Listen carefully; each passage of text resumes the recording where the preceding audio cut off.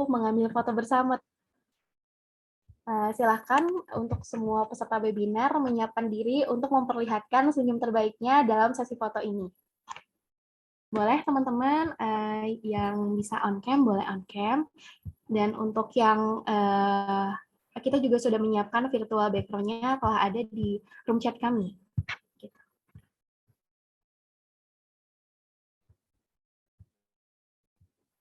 Baik, saya mulai.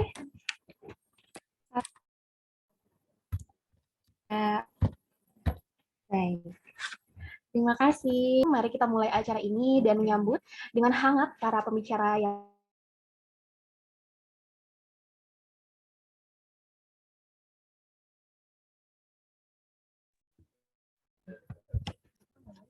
saya berharap kita semua dapat memanfaatkan acara ini sebaik-baiknya dan mendapatkan wawasan baru yang berharga. Dan kami juga akan menyediakan waktu untuk sesi tanya-jawab, di mana rekan-rekan sekalian dapat mengajukan pertanyaan kepada para pembicara, dan kami juga mengharapkan rekan-rekan semua untuk aktif berpartisipasi dengan menggunakan fitur chat atau tanya-jawab yang telah disediakan untuk berinteraksi dengan para pembicara dan peserta lainnya. Dan di sini juga telah hadir, yaitu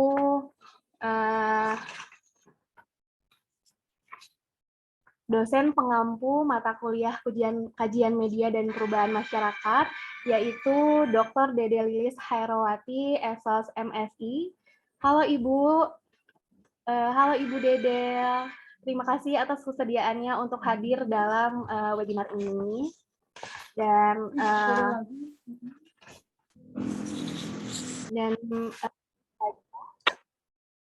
kita mulai acara webinar hari ini dengan tema Beyond the Screens, Unveiling the Cultural Shift, Netizen versus Privacy.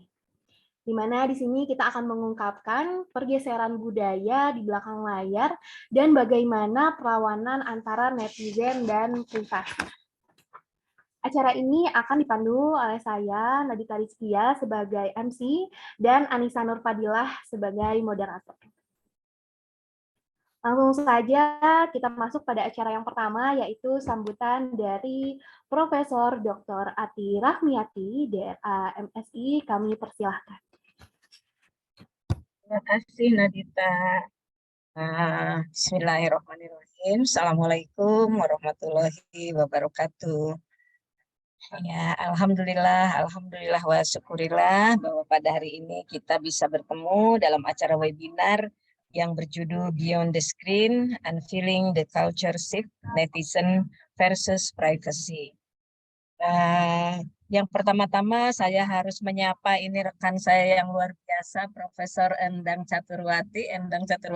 Hatur nuhun, Bu Endang sudah mau berkenan bergabung dengan teman-teman mahasiswa di Unisba. Hatur nuhun pisan. Sami-sami, Prof. Ati.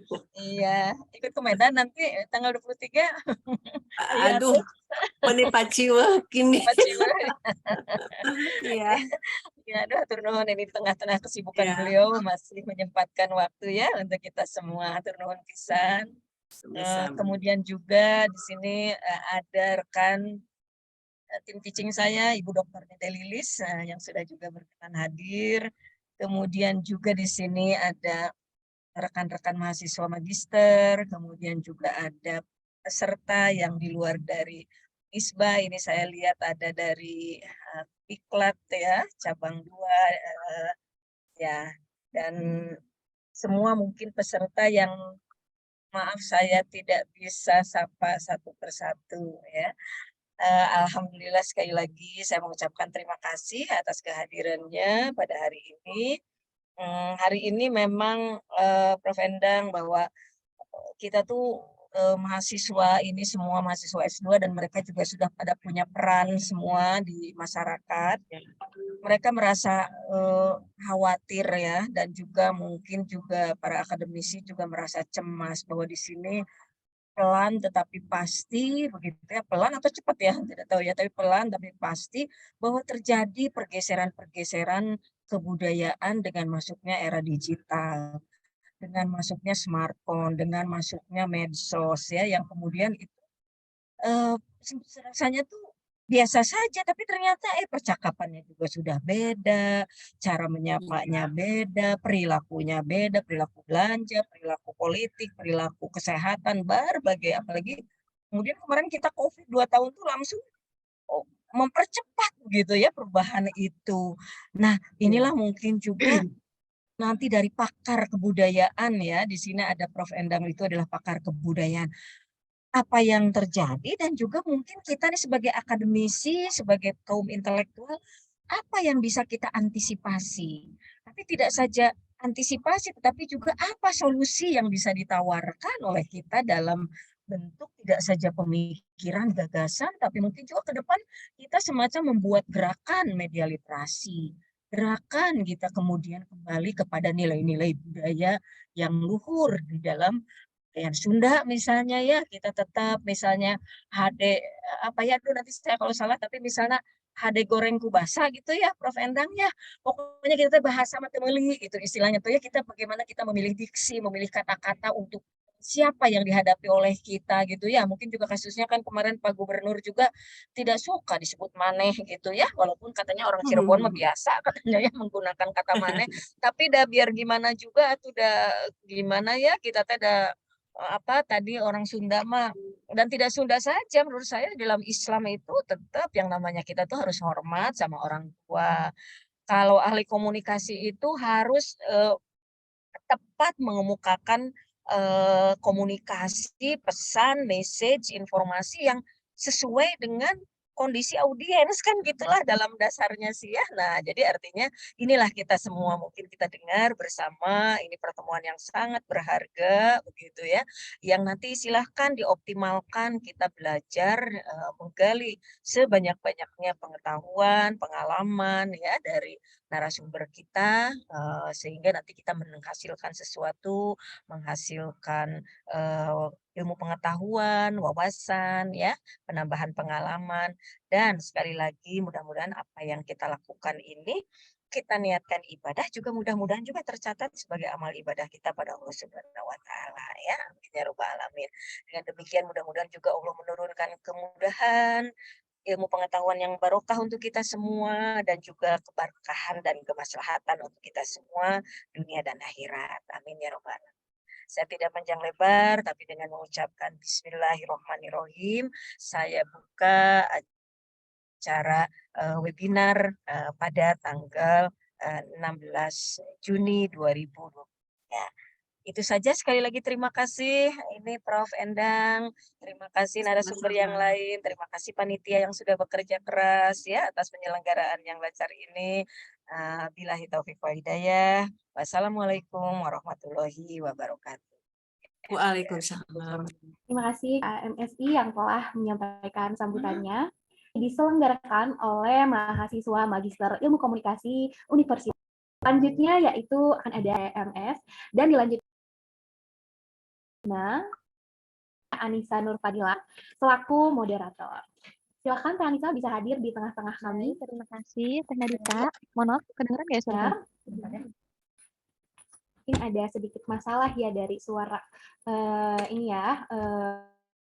mikrofonnya. Gimana nih Teh Anissa? Udah Sekarang kedengaran Teh? Aman ya? Aman ya? Oke. Gimana nih apa kabar Teh Anissa? Terima kasih loh udah menjadi moderator kami di acara webinar yang luar biasa ini ya di Jumat kita mencari ilmu mencari ilmu. Moderator hari ini Ya, ambil alih ini ya. Terima kasih banyak untuk Teh Nadita atas sambutan hangatnya kepada saya dan juga kepada narasumber hari ini. Oke, bagaimana nih Ibu Bapak semua kabarnya? Semoga dalam keadaan sehat ya. Dan saya juga mengucapkan terima kasih untuk yang telah bergabung pada webinar hari ini. Untuk seluruh peserta yang telah bergabung, saya ucapkan terima kasih banyak. Di sela-sela habis ujiannya, saya mengucapkan terima kasih banyak. Di sini perkenalkan, nama saya Anissa Nurfadila. Webinar ini berlangsung. Webinar kali ini mengangkat tema yaitu Beyond the Script. Mungkin di sini masih ada yang belum tahu ya, apa maksud dari tema yang kita ambil ini. Oleh karena itu, sebelumnya saya akan menjelaskan terlebih dahulu apa saat ini melihat realitas saat ini, perubahan sikap, perilaku, budaya pada masyarakat, baik itu personal maupun di kehidupan sosial, sedikit banyaknya ini dipengaruhi oleh media. Tidak sedikit saat ini para public figure atau mungkin lalu seenaknya saja. Hal ini mempengaruhi budaya di masyarakat. apa yang kita lakukan tanpa sadar adalah mengikuti apa yang sudah kita lihat di media gitu ya. Oleh karena itu, untuk mempersiapkannya dibutuhkan literasi media yang akan dibahas secara mendalam oleh keynote speaker dan juga narasumber lainnya pada hari ini. Oke, sebelum penyampaian materi dari para narasumber, saya ingin menyapa terlebih dahulu nih keynote speaker kami yang telah hadir. Selamat pagi, Profesor Dr. Endang Caturwati SSTMS. Pagi, Assalamualaikum warahmatullahi wabarakatuh. Waalaikumsalam, Prof. Bagaimana, Prof? Sehat, Prof? Alhamdulillah. Terima kasih ya, Prof, telah bergabung di tengah kesibukannya mungkin ya. Alhamdulillah juga dalam keadaan sehat dan prima juga dan tetap cantik nih, walaupun di Zoom juga tetap cantik seperti melihat secara tatap muka. Ya. Sebelum penyampaian materi, saya akan membacakan terlebih dahulu CV dari Prof. Endang. Nggak Izin, usah Prof? panjang-panjang. Iya, Prof, mangga. Sebentar. Iya.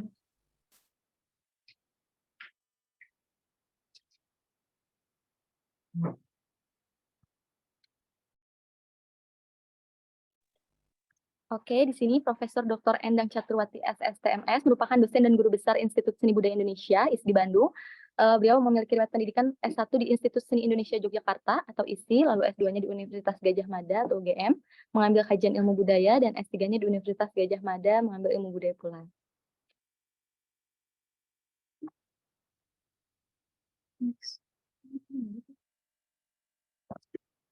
Nah, di sini ada riwayat pekerjaan beliau pada tahun 1997 sampai dengan sekarang, merupakan reviewer penelitian nasional Kemenristek Dikti. Lalu pada tahun 2008 hingga 2011 yaitu ada KA Pusat LPPM STSI Bandung yang sekarang ISDI. Lalu 2009 sampai 2012 yaitu Direktur Pasca Sarjana STSI Bandung.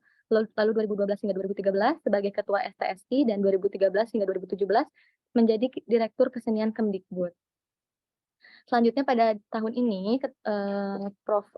Endang ini menjadi Ketua Klaster Ilmu Sosial Humaniora di Asosiasi Profesor Indonesia atau API, lalu menjadi Ketua Umum Hapsari Citra Indonesia atau HCI, lalu Ketua Umum Citra Sri Kandi Indonesia atau CSI, dan dosen dan guru besar di ISDI saat ini. Selanjutnya di sini ada karya seni, karya tari, dan komunitas seni yang mungkin tidak akan saya bacakan karena sangat banyak sekali ya, bisa dilihat saja nanti. Oke. Baik, mungkin langsung saja ya Prof ya, untuk mempersingkat waktu dan memanfaatkan waktu. Mangga kepada Profesor Dr. Endang Caturwati SSTMS, kami persilahkan untuk menyampaikan materinya. Ya, sebelum saya memulai, saya sudah share screen. Apakah sudah muncul? Sudah, Prof. Ya. Ya, Assalamualaikum warahmatullahi wabarakatuh. Waalaikumsalam. Waalaikumsalam warahmatullahi wabarakatuh. Waalaikumsalam. Ini baru ada suara ini ya, suara ngebas satu. Saya lihat tadi banyaknya perempuan. Yang terhormat tentunya ini sahabat saya, Profesor Dr. Ati Rahmiati, MSI. Masih cantik juga nih ya, semuanya cantik-cantik nih, yang kasep berapa orang. Ya, dan seluruh mahasiswa panitia yang saya cintai dan saya banggakan, alhamdulillah hari ini kita bisa bersama-sama mendiskusikan mengenai bagaimana media sosial yang begitu gencar ya, sehingga banyak sekali perubahan perilaku. Tadi sudah disebutkan ini temanya Beyond the Screen, Unveiling the Culture Shift Nation, berkontra dengan privasi ya. Tetapi di sini saya ada mencantumkan judul kecil bagaimana sih untuk mengantisipasinya, yaitu berpikir dan bertindak positif dalam media sosial. Baik, tapi sebelum saya ke materi, saya akan hadiahkan pantun karena saya dari ilmu budaya, seni ya. Jadi pantun ini pun sebagai media komunikasi. Tapi nggak usah nggak usah cakep-cakep gitu. Nanti saja setelah selesai. Ya, ini pantun untuk para mahasiswa dari Unisba dan seluruh pemirsa. Pohon siwalan berpagar besi, tepat presisi besi bertemu. Memilih jalan jadi akademisi lewat diskusi berkongsi ilmu. Tepuk tangan. Lihat di taman air berkisar, melangkah Cakep. pergi mendekati bangsal. Tantangan zaman semakin besar. Cakap teknologi, jangan asal-asalan. Keren. Selanjutnya, ukur berjengkal Taman Srikaya, bunga kenikir aneka warna, ilmu berpangkal adab budaya, tangkas berpikir arif bijaksana. Nah, yang ini karena panitianya banyak perempuan ya, berpagar bilah bernilai rumah, bunga di Cakep. taman begitu indah. Jangan lelah menabar hikmah, mahasiswa Unisba cantik dan ramah. Ya. Keren. Ya, itu sekarang saya, aduh ini perbesarnya kok tidak kelihatan di sini. Ya. Ini biasanya untuk membesarnya kelihatan, kok ini tidak kelihatan ya. Ya sudah. Tapi ini sudah jelas ya, bisa dilihat. Sangat jelas, Prof. Ya, sangat jelas. Ya, sekarang semua sebelum kita mengenal media sosial, zaman saya itu yang dikenal adalah media massa ya. Ketika kita harus berbaik-baik dengan media massa, memang ada 3 peranan penting, semua juga sudah tahu. Yang pertama, dapat memperluas cakrawala. Kedua, harus dapat memusatkan perhatian pada hal tertentu. Dan ketiga, mampu mengangkat aspirasi menjadi inspirasi ketika kita akan upload atau menyerahkan apa yang akan di-share ke media massa. Karena media massa itu harus menjadi media informasi yang efektif dan efisien, mempengaruhi pola pikir masyarakat, dan mempengaruhi perilaku pelopor perubahan. Kemudian juga, kalau dulu media massa, sekarang banyak yang tidak membaca koran, membaca media-media tulis, ya banyaknya kita jadi ke media sosial. Mempunyai 3 unsur sebagai pelopor perubahan, sebagai media edukasi, media informasi, dan media hiburan. Dan ini mahasiswa teman-teman dari komunikasi tahu apa sih yang masuk ke edukasi, masuk ke informasi, masuk ke hiburan, semuanya hal-hal yang positif yang disaring ya oleh, kalau di jurnal reviewer, kalau di kita sebagai mahasiswa ketika menulis TA ada pembimbing gitu. Di surat kabar pun mass media ada ya, ada editor. Perubahan media cetak ke media digital, media sosial dalam 10 tahun terakhir setelah media cetak mulai terusik dengan kehadiran internet, memang hampir semua perusahaan media cetak membuat produk berupa online. Media baru ini mengusung pemberitaan yang cepat, running news. Beritanya bergulir setiap saat, selalu update. Kemudian media online dilakukan oleh berbagai lembaga, bahkan secara personal. Kita melihat bahwa halayak terlihat lebih banyak menghabiskan waktu dengan gadget atau sibuk menggunakan personal komputer yang menawarkan banyak kemudahan dan kesenangan. Bahkan saat ini banyak produk teknologi yang mengubah segala rupa pola pikir, pola sikap, hingga pola perilaku komunikasi publik ya. Nah, apa sih perbedaan media massa dan media sosial? Kalau media massa memiliki perbedaan sangat signifikan ya dengan media sosial. Media sosial tidak memiliki izin legalitas dalam penyebaran informasi seperti media massa. Semua di-share asal semua bisa mengupload ya, anak kecil, nenek-nenek, kakek-kakek bisa kapan saja. Bahkan penyebar informasi melalui media sosial ini tidak jelas siapa pelakunya. Oleh karena itu kan banyak netizen yang mau IDW kadang-kadang tadi percakapannya pun tidak beradab ya, ada hal-hal yang kurang sopan, bahkan gambar-gambar, video-video yang kira-kira itu tidak pantas untuk di-share ke media sosial. Kemudian jenis tulisan opini yang tadinya ada di berita mass media jadi berubah ya, isinya isi medsos dan tulisan di video itu berubah total dan lebih berkembang sebetulnya. Kita lebih mudah men-share berita, opini, fitur, tajuk, essay, resensi, pojok, biografi seseorang, jurnal, artikel, video, lagu, video film, promosi wisata, kuliner, benda-benda yang hedonis, promosi artis selebriti yang luar biasa. positifnya. Tutorial belajar gitar, belajar Al-Quran, kuliner, make up, semuanya ada di sini. Tinggal klik gitu ya. Klik semuanya, hanya dunia itu hanya di ujung jari. Anak-anak kecil ini di depan sekolah saya itu kan ada SD ya. Itu kalau setelah pulang sekolah, penuh mereka sambil jongkok, sambil tiduran karena mengambil wifi dari sekolahnya, gogoleran dan lain-lain. Entah apa yang dilihatnya, saya juga tidak tahu itu anak-anak SD. Nah, kemudian media sosial siapapun kan bisa mengupload, mengakses. Karena media elektronik ini merupakan media yang dapat disimpan, diakses, dan dimanipulasi dengan menggunakan komputer. Yang tadinya jelek jadi cantik, yang tadinya macam-macam ya, ini jadi ulah dari perilaku manusia jadi bermacam-macam. Sebagai media komunikasi, operasi bersama dengan berbagai format data yang dapat dibaca oleh mesin yang disandikan. Media sebagai perangkat elektronik memang dapat dibuat, dilihat, didistribusikan, dimodifikasi, didengarkan, dan disimpan pada perangkat elektronik digital.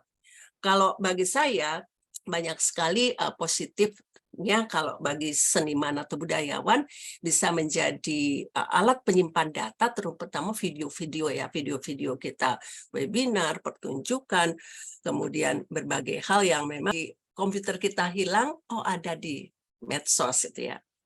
Perangkat lunak bisa digunakan sebagai permainan video, situs web, media sosial, dan iklan online.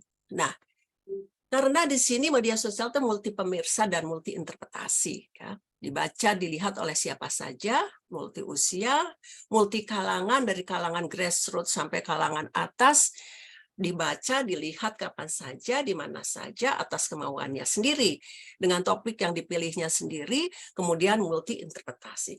Kalau saya dulu waktu kecil, mungkin Prof ini juga mengalami ya, Prof Ati, kita itu bacaannya itu terbatas hanya majalah Kuncung waktu kecil. Kemudian majalah, kemudian ke anak saya ada majalah Bobo ya. Kemudian di taman bacaan pun dipilih, ini yang untuk anak, ini yang untuk remaja, ini yang untuk orang tua. Tapi kalau sekarang ini makanan semua usia, kurang pandainya orang tua, dampaknya sangat luar biasa ya. Kita tahu ini dengan adanya kemarin peristiwa Sambo saja, waduh, nggak selesai ini, dan ini menjadi drama ya. Kalau drama Korea, kalau ini drama apa? Drama yang luar biasa. Banyak sekali hal-hal informasi dari politikus, dari semua ya. Jadi ada konten-konten yang memang disitulah dapat uangnya justru. Karena tidak ada filter khusus. Nah, media sosial memang terbuka lebar untuk beropini, karena di sini terbuka sekali bagi netizen untuk beropini, untuk mengungkapkan pendapat secara tertulis atau dengan mengupload video, gambar pada medium WhatsApp, Line, Telegram, Twitter, Instagram, Facebook, YouTube, dan lain-lain, termasuk juga kanal-kanal beropini di media massa nasional, koran atau majalah yang sekarang sudah menjadi digital, yang terhubung dengan media cetak. Koran-koran nggak laku, saya kadang-kadang suka ingin cari koran, kadang-kadang Bu ada di PR, Bu ada di Manglai gitu. Kemana? Aduh, nyarinya juga susah sekarang, kadang-kadang di pas cari di tempatnya sudah habis, Bu. Media online tersebut memfasilitasi publik untuk berpendapat dengan mudah, bebas, 24 jam sehari tanpa berbayar. Jadi anak-anak kecil kan banyak kemarin yang akhirnya matanya, saya melihat ini, jangankan jauh-jauh, keponakan saya, cucu-cucu keponakan, cucu-cucu saya juga sudah berkacamata min, bahkan silindris ya. Karena bukan hanya permainan gadget game, kemarin waktu lockdown kan memang harus menggunakan ini perangkat digital, dan kemudian kalau anak-anak kan ibunya nggak ada ya lanjut gitu ya. Nah, ini kita juga sebagai netizen ya, warga internet, semua sekarang tidak mau tidak sebagai netizen. Dan celakanya anak-anak kecil ya, netizen secara harfiah diterjemah sebagai warga internet, namun opini atau pendapat yang dibuatnya dapat mempengaruhi publik. Dengan melihat media sosial, netizen akan tahu berbagai informasi terkini, baik yang positif maupun negatif, semua dilalap. Terlepas kebenaran informasi yang dihasilkannya, pendapat netizen tidak dapat diterima mentah-mentah. Jadi kita sebagai mahasiswa komunikasi apalagi harus lang terhadap sumber informasi yang beredar viral. Banyak sekali kadang-kadang kita dibobodo ya, katanya waduh videonya benar-benar kemarin ini Agnes Monica meninggal katanya ya beberapa bulan yang lalu. ada penjemputan jenazahnya, ada pemakamannya, ada di situ ketika doa. Kan itu aneh gitu, menjelang beberapa hari sebelum dia menyelenggarakan konser ya. Belum lagi ini menikah, itu menikah. Waduh, banyak sekali kalau kita tidak bisa menyaring informasi sudah. Nah, kemudian perubahan budaya terhadap manusia apa? Budaya kepo ya. Hampir semua termasuk saya kadang-kadang juga suka kepo ya, kalau ada apa gitu. Ini sedang viral ini. Yang seperti ini saja menjadi viral ya, pria foto pakai HP jamu Allah katanya. Ini saya ada di berita Indozone ya, kepada 23 April. Yang seperti ini bisa jadi berita dan terus diviralkan ya. Momen haru tersebut diunggah di akun TikTok lah gitu ya. Dalam video singkat itu terlihat Mekah. Dia tampak tidak malu sama sekali mengeluarkan HP tersebut, kemudian mengambil gambar dengan kamera belakang. Banyak warganet yang berdetak kagum hingga iri karena pria itu hidup sederhana tapi sudah menjadi tamu Allah di tanah suci. Jadi esensi dari berita ini apa gitu? Oh, berita ini teman-teman komunikasi ya pasti apal ya. Oh, ini HP-nya jadul, padahal sekarang anak-anak kecil saja dikasih HP yang 15 jutaan, 10 juta, 20 juta, sedangkan ini jadul. Makanya, tapi ada tapinya positifnya, kok bisa jadi tamu Allah gitu ya. Jadi viralnya di situ. Tapi ini yang luar biasa nih. Putri Aryani, remaja Indonesia tunanetra taklukkan America's Got Talent. Nah, ini kalau sewarga Indonesia tidak menonton ini kebangetan ya, karena ini kebanggaan Indonesia. Saya saja sampai berkali-kali menitikkan air mata menonton Putri Aryani dengan fisik yang memang seperti ya tidak lengkap seperti kita, tetapi mempunyai karya dan membawakannya dengan hati ya, dengan hati, menyanyi dengan hati, berbicara dengan rasa dan hati ya. Nah, ini sampai-sampai mendapat dari Simon ini mendapat hadiah ya, dan Simon bahkan memberikan Golden Buzzer untuk Putri Aryani ini.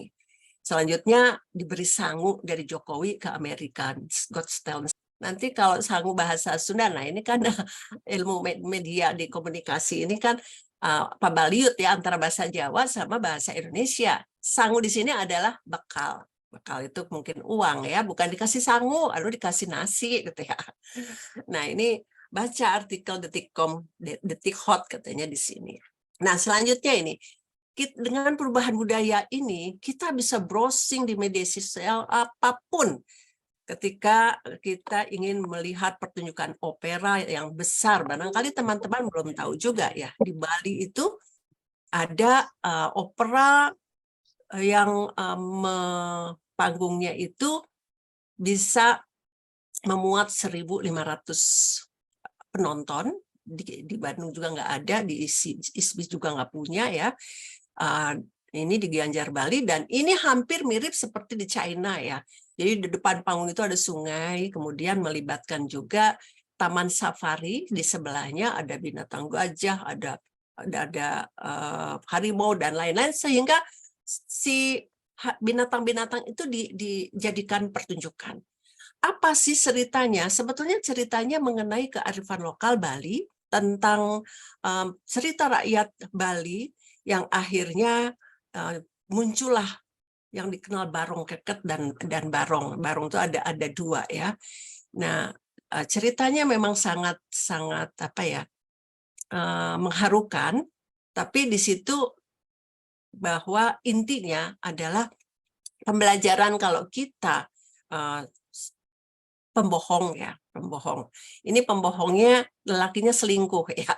Lelakinya selingkuh, jadi ada seorang pangeran Cina, seorang raja Cina dengan putrinya datang ke Bali, kemudian sampai di situ disambut oleh raja dan anaknya. Anak raja kemudian tertarik dengan putri dan akhirnya terjalinlah perkawinan, tetapi ternyata tidak punya anak. Nah, si rajanya ini, pangerannya ini yang menikah dengan putri, akhirnya ingin bertapa ke suatu tempat, tapi sebelum tapa dia memakaikan kalung untuk istrinya dan untuk dia. Tetapi sampai bertahun-tahun tidak kunjung pulang gitu ya. Akhirnya dicarilah oleh si putri Cina ini. Tapi sebelumnya oleh pendeta itu tidak boleh kamu kawin dengan putri Cina, nanti akan ada mara bahaya. Tapi karena cinta ya tetap saja dinikah. Nah, akhirnya nggak punya anak itu.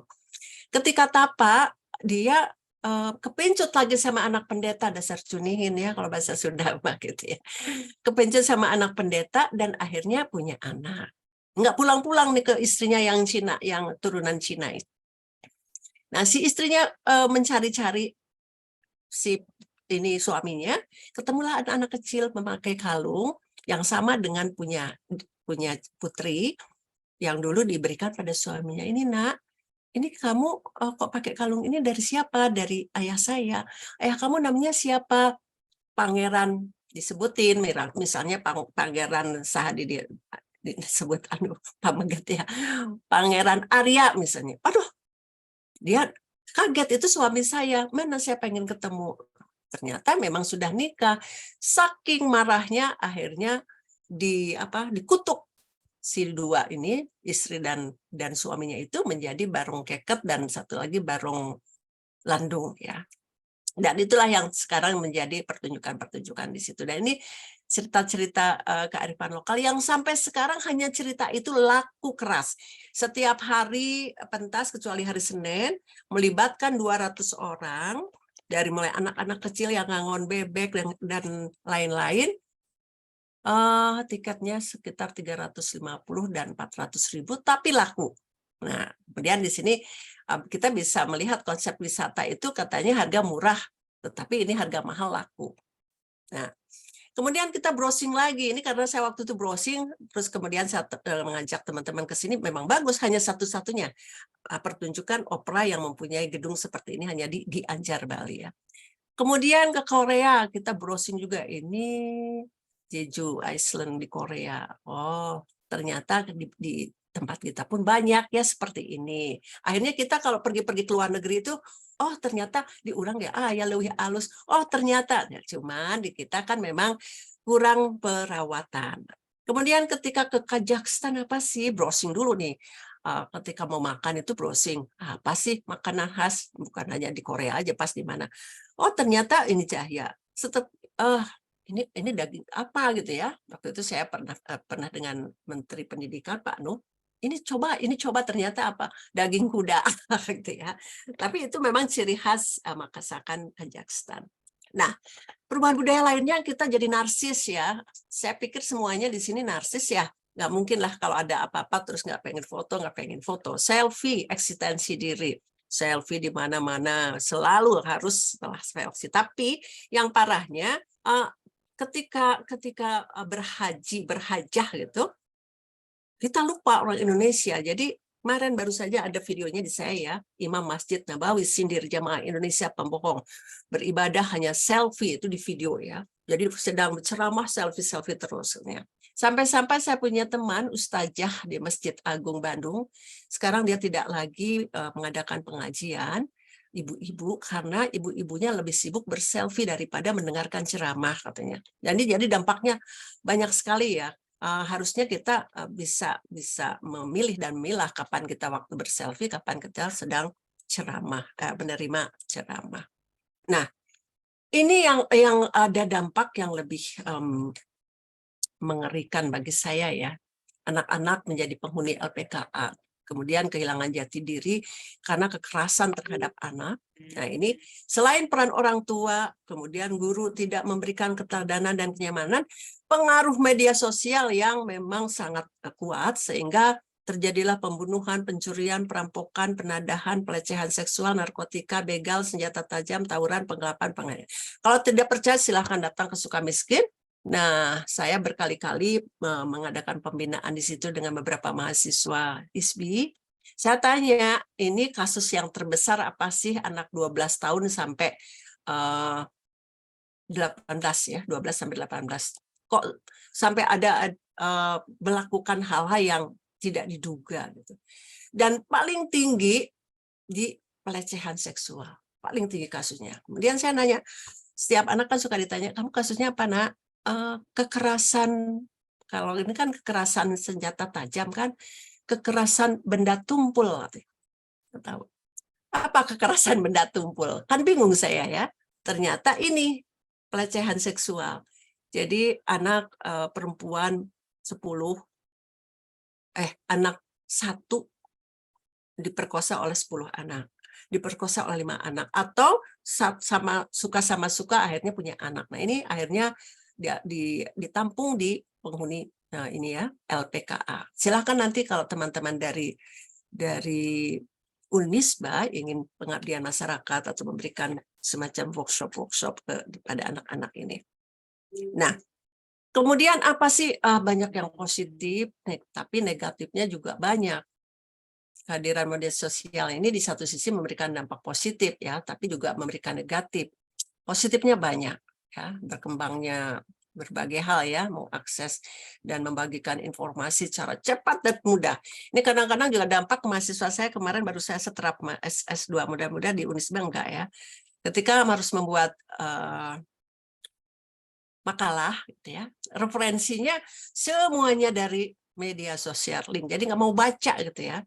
Nah, karena kalau di media sosial kan belum tentu itu semuanya benar. Paling tidak siapa sih yang menulis, kita harus tahu ya siapa dulu yang menulis, karena tidak semua juga di media sosial jelek ya, tetapi kita harus tahu kadang berita kadang-kadang tidak akurat, sedangkan ilmu yang harus kita ambil adalah ilmu yang benar-benar akurat gitu. Kalau tidak kan dosa ya kita memberikan informasi yang salah, atau ketika kita membuat makalah itu kan di-share lagi, dikumpulkan lagi ke dosen, nanti di-share lagi kalau akan dibuat buku dan lain-lain. Negatifnya banyak sekali, muncul informasi hoax, muncul informasi yang memang palsu ya, munculnya informasi yang keliru sama sekali. Nah, bagaimana tantangannya? Ya, kita harus membuat dan menerima informasi ini, harus berpikir dan bertindak positif dulu. Memilih, memilah mana yang betul ini. Memang harus ada kritik sumber ya. Memilah betul-betul ada bandingan benar enggak ini. Dan kita harus cerdas dan kritis. Semuanya itu memang harus aktual, original, komunikatif, inspiratif, tetapi betul-betul harus dipilih dengan cerdas, memilah mana yang positif dan mana yang tidak. Sebagai netizen yang bijak dan cerdas, memang kita harus mampu membuat konten kreatif yang positif. Caranya bisa dengan lagu, kita kan banyak sekali kearifan lokal atau seni Sunda yang banyak menganut atau memiliki nilai-nilai luhur ya. Mengedepankan akhlak mulia, selektif dalam menerima informasi. Saya jadi teringat dangding dari Hasan Mustafa ya. Dangding Hasan Mustafa, dia sebagai sesepuh ya, sesepuh dari Garut, dan dikenal sekali seorang sastrawan tetapi juga agamawan. Nanti dilihat Hasan Mustafa ke siapa. Ada sebuah dangding judulnya Neangan. Dan di Neangan ini cuma sayang tidak saya ada di sini ya, tapi nanti bisa di-share tersendiri. Isinya, sapanjang Neangan Kidul, kulon deui, sapanjang Neangan Wetan, kaler deui, sapanjang Neangan aya, eueuh deui. Ini bisa dijadikan metode untuk apapun. Dilakukan sapanjang Neangan Kidul, kaler deui, sapanjang Neangan Wetan, kulon deui, sapanjang Neangan aya, eueuh deui. Nah, kalau kita tidak tahu jalan, mau ke kaler, ya ke kidul lagi. Mau ke kulon, wetan lagi. Nah, sapanjang Neangan aya, karena tidak bersyukur, akhirnya korupsi. Walaupun Neangan aya tahu ya semuanya ada, eueuh deui, sudah merasa kurang terus. Nah, ini dari kita bisa memakai konten-konten yang kreatif itu dari pupuhnya, dari lagu-lagu, dari tari, ya, berbagai dangding cerita rakyat di Jawa Barat, Parahyangan itu banyak sekali. Terutama tadi salah satu dangding yang luar biasa judulnya Neangan ya. Itu bisa dijadikan konsep untuk ilmu komunikasi, bahwa kalau kita tidak tahu jalan yang benar, ya nggak akan ketemu apapun. Nah, konsep yang lain adalah pok, pek, prak. Jangan asal ngomong dong, pok ya tadi ya.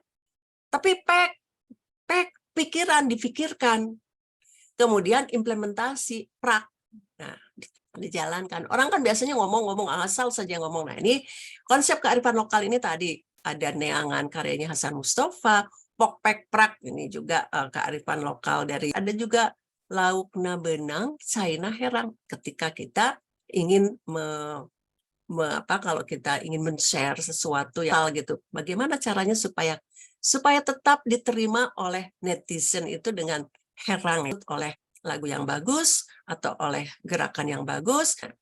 Jadi netizen yang bijak dan cerdas, kita itu netizen semuanya, warga internet kan, mampu membuat konten keras, selektif dalam menerima atau memberikan informasi. Nah ini teman-teman mahasiswa kan masih harus ada tugas menulis tulisan berbudaya di media sosial itu, kemampuan mengolah data yang praktis, kemampuan berpikir logis, sistematis, urut dan terpadu, efisien, eta temeli tadi juga Profesor Ati ya, karena dalam kata-kata ini bisa menjadi pedang ya. Kita sering ya melihat para selebriti yang waduh aduh karena kata-kata yang kadang-kadang saya juga miris mendengarkannya. Barangkali semuanya juga tahu lah siapa itu perempuan-perempuan yang sering pasea, yang kadang-kadang nggak lucu ya, apapun yang seharusnya ditutupi dibawa keluar. Nah, saya kira sebagai penutup bahwa media sosial adalah pelopor perubahan perilaku yang positif harusnya yang kita jadikan. Jadi yang negatif itu harus ditangkal ya. Harus menjadikan media sosial sebagai ensiklopedi, penyimpan segala sesuatu yang dianggap penting oleh masyarakat pendukungnya. Netizen harus cerdas dan cermat dalam memilih dan memilah mana yang positif dan mana yang negatif. Ini penutup karena apa?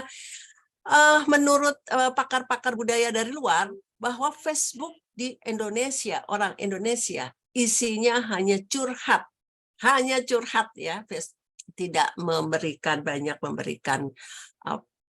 informasi yang canggih, yang mendidik, tapi curhat gitu, yang kadang-kadang orang juga terperangkap naon si eta gitu ya. Nah, semoga hari ini Allah Subhanahu wa Ta'ala memudahkan setiap urusan, melapangkan hati dan meringankan langkah kita dalam kebaikan. Amin ya robbal alamin. Hatur nuhun. Wassalamualaikum warahmatullahi wabarakatuh. Waalaikumsalam warahmatullahi wabarakatuh.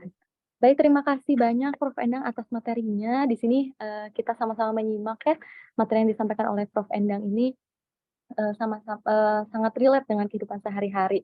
Saya di sini bisa mengambil kesimpulan mungkin sedikit di sini untuk kita mungkin sebagai netizen, cara bermedsos itu ada 3, yaitu harus dengan memilah terlebih dahulu, lalu memilih, dan sebagai netizen kita juga harus cerdas dan kritis terhadap isu-isu yang ada di media sosial. Nah, baik, mungkin kepada Prof. Endang, mohon maaf, tanpa mengurangi rasa hormat, bila mana Ibu ada agenda lain yang menunggu, kami persilahkan untuk meninggalkan ruang Zoom meeting. Namun suatu kehormatan bila Ibu bisa bergabung dengan kami hingga akhir nanti. Sesi tanya jawab mungkin akan di akhir nanti, Bu.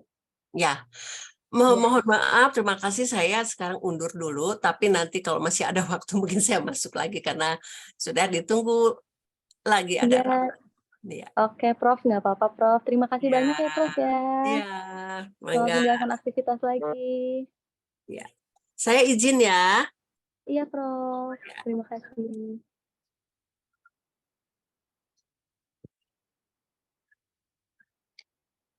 Sebelum dilanjutkan kepada narasumber selanjutnya, saya ingin menyapa terlebih dahulu nih, ada 3 narasumber di sini. Narasumber selanjutnya yaitu ada Teh Anindiati, Teh Anissa, dan juga Teh Rosida. Udah pada on ya? Sudah, Teh. Sudah. Dengar suara saya? Sudah, Teh, sudah. Oke, mungkin untuk memanfaatkan waktu ya, Teh.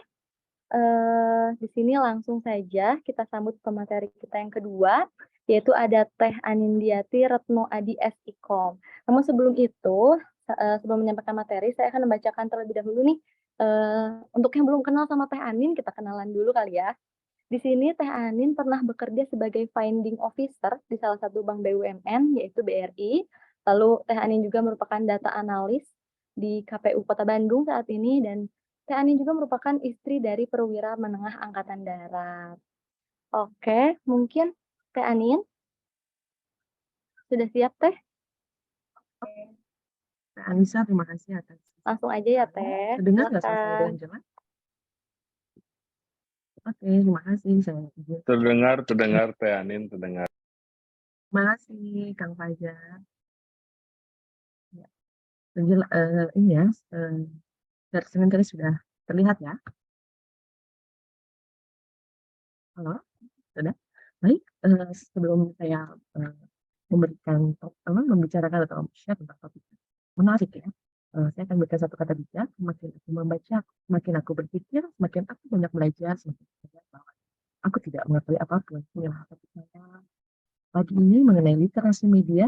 Mungkin aku terima kasih kepada Profesor Endang Cakapati yang telah menyajikan materi yang cukup luar biasa ya, relate ya, yang tadi kata Mbak Anissa bilang, relate banget dengan kehidupan kita. Dan Prof. Endang memberikan topik mengenai perubahan perilaku dan budaya karena media, baik itu positif dan negatif. Nah, untuk ini akan saya bahas mengenai literasi media. Baik, nah, berapa lama sih kita mengkonsumsi media? Ini misalnya pada teman-teman para peserta layar Zoom ya, mungkin udah 1 jam, 2 jam, 3 jam, 5 jam, lebih gitu ya. Dan ternyata menurut jurnal tulis oleh James Potter, seorang ahli media, dan dia sering mengatakan bahwa 40% kehidupan manusia dewasa, termasuk kita semua ya, yang di dunia ini itu hanya habis untuk mengkonsumsi media. Jadi aku buktikan itu selama 10 jam kita hanya untuk mengkonsumsi media. Media itu apa aja gitu kan ya? Media itu baca TV, radio gitu, atau YouTube ya. Media itu TV, radio, buku, film, lagu, video game, majalah, podcast, video klip, billboard, email, sharing mural, tweets, reel, fitur web dan sebagainya itu adalah media. Itu dia berasal itu dari kata medium. Medium itu adalah wadah atau penggerak. Jadi kalau kita hubungkan dengan komunikasi atau informasi, jadi media di sini adalah semua jenis komunikasi massal kolektif, secara kolektif. Nah, media ini mempengaruhi khalayak dengan level sosial dan etik. Ada 2 jenis media yang ternyata tidak semua media itu sama atau memberikan informasi yang benar. Terkadang informasi-informasi itu banyak. Ada 2 jenis informasi atau wrong information, itu misinformasi dan disinformasi. Misinformasi ini merujuk pada informasi yang tidak benar dan menyesatkan. Sedangkan disinformasi, informasi yang salah dan sengaja yang dibuat untuk menjatuhkan seseorang, grup, sosial, organisasi, bahkan juga negara. Mungkin ya teman-teman yang pernah membaca suatu berita itu kita perlu mempelajari literasi media. Dan ambil contoh kasus itu aja. Disinformasi mengenai beredarnya foto mahasiswa Papua yang tewas dipukuli oleh aparat kepolisian dan pengusiran Ya, Teh, suaranya kurang jelas ini dari audiens, mungkin bisa. Halo?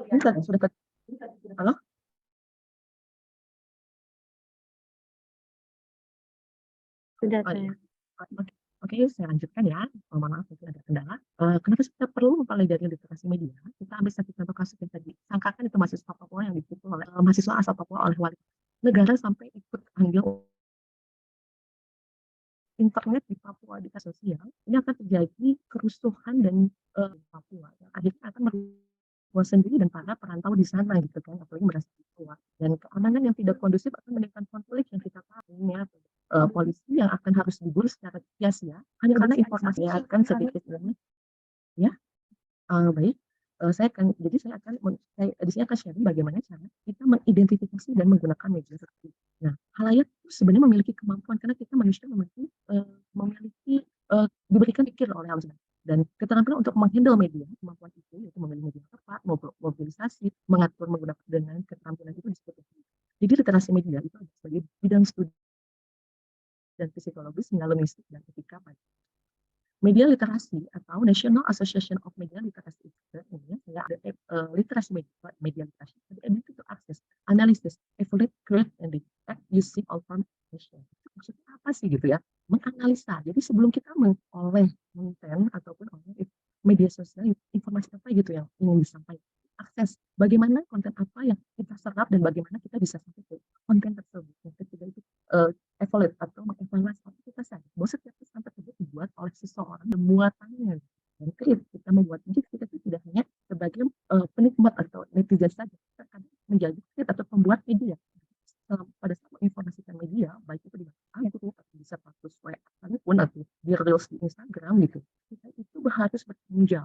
memiliki rasa tanggung jawab terhadap orang-orang yang melihatnya.